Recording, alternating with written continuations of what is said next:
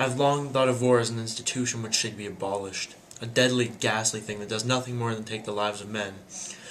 In the Great War, I had enough taste of battle, and I wondered how such a disgusting waste could be led to happen. The stench, the destruction, the death. It opened my eyes to the reality of war. Yet politicians still continue to send young men to fight their battles, but they do not understand the nature of war. It's a disrespect to me. I led the army in the South Pacific and ended World War II for God's sakes. I led the invasion of Incheon and was the reason for our success in Korea. I blame our intelligence for failure in recent times. I had no way of knowing that the Chinese had amassed nearly 200,000 troops in North Korea when I ordered the attack. Now that our armies have been pushed back, Truman has lost some faith in me.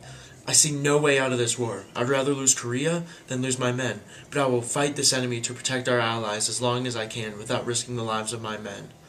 Truman pushes to use nukes to solve our problems and to seal off North Korea from the Chinese.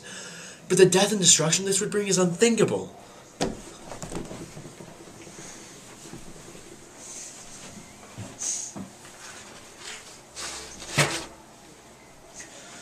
Yet Truman continues to ignore that point. I tried to reason with the Chinese for peace, hoping that they would surrender. But they took it as a show of arrogance.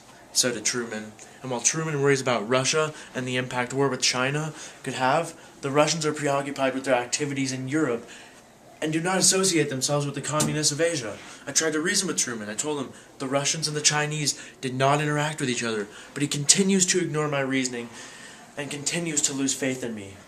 Yet after all of this, Truman finds the nerve to fire me for not respecting his authority.